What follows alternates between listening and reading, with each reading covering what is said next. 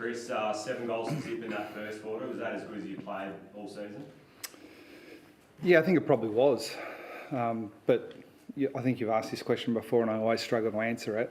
I think we're, in general, getting closer to our best footy. And even from a personnel perspective, we were confident going into this week that even though Ratugolea and Tui were managed out of the team, they were being replaced by Isaac Smith and Jeremy Cameron. So we haven't had that capacity much, if at all, this year.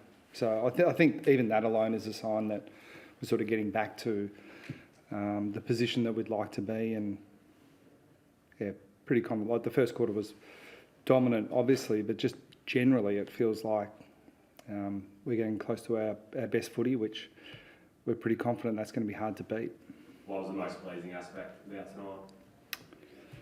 I'd have to think about it a little bit more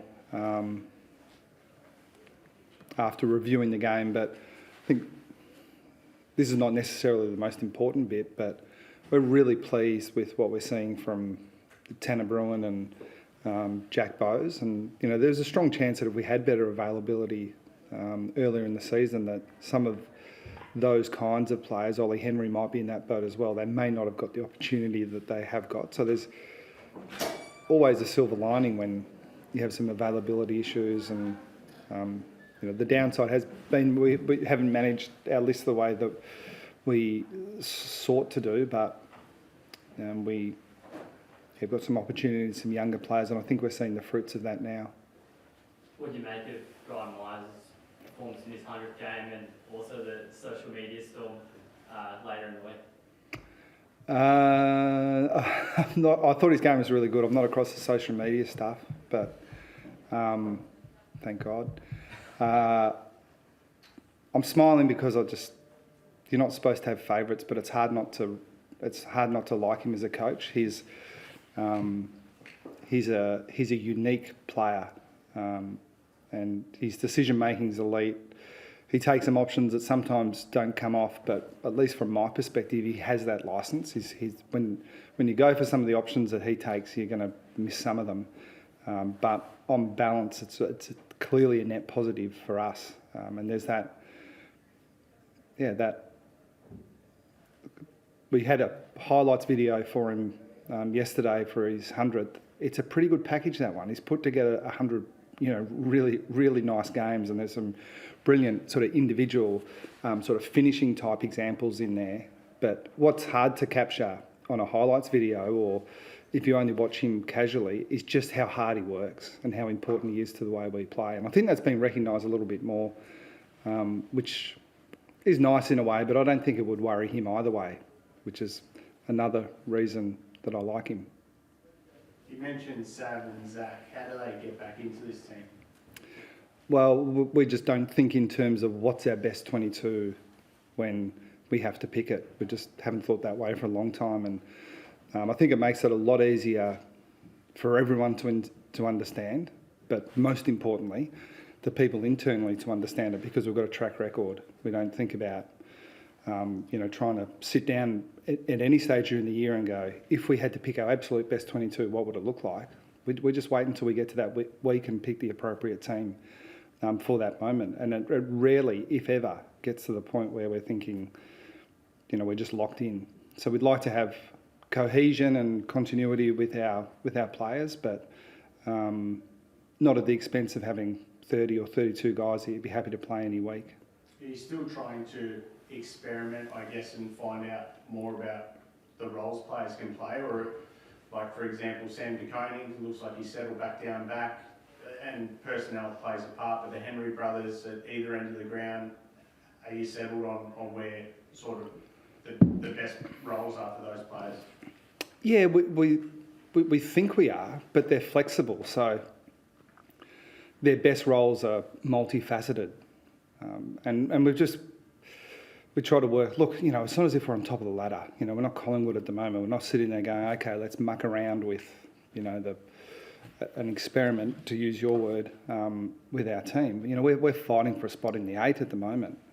So I think that's an indication that the way we're going about it is not about having luxuries or experimenting. It's more what we think is absolutely best for us to find our best footy, and also be really humming when the heat comes later in the season. Jeremy Cameron was pretty banged up there at times. He must be pleased that he's able to get through eventually. Yeah, it was. I mean, it was one of those days for him coming back after a little bit of a break, and he got a decent cork early, and then, a couple of blood rules, and but he obviously looked rusty. But as the game went on, he just got better and better. So it's really pleasing that he got through and sort of got that one out of his system, if you like. Dan, you subbed out of the game. Was that just a tactical move, or was there something from injury perspective? No, I mean he had a tight calf during the week that was not a problem at all, and I saw him being worked on at 3/4 time, to be honest, and we had a few sort of options, and he just seemed to be the most logical one to me. And then He's fine. And then Gary Rowan as well seemed to be he went off the track during the week and then went off early in the. Was it the first Yeah, he quarter? didn't go off the track during the week. Oh, he didn't. No, Okay. Well, in no. the first quarter, he went off. Yeah, and Sorry, I don't mean to interrupt you. And that's okay. do you mean yesterday that he went off the track? Yeah. No, literally, he went to play golf. Oh, did he? Yeah, so he was fine, but he did hurt his ankle, just for complete transparency. He hurt his ankle early on, and it was a little bit of a strange one. It was my interpretation from the medical staff. They just found it a little bit hard to assess, so they wanted to take their time. So he spent a little bit more time off the ground than he would normally, but the indications are that he's okay. The ladder's one thing, but are you happy with where your game is at the moment over 3 or 4 game sample size now? Yeah, I think it's an interesting situation to be in, because we always said that we'd rather, even years ago, we always said that we'd rather be playing our best footy towards the end of the year, even if it meant sacrificing ladder position. So I'm not happy with our ladder position, but really confident that we're tracking the right way to finding our best footy, which, as I said, I think is dangerous. We'll probably ask you this question in July in past years, but do you start the testing around the ladder predictor at all? We have people that do it. Yeah, we do. In your household, do you do it?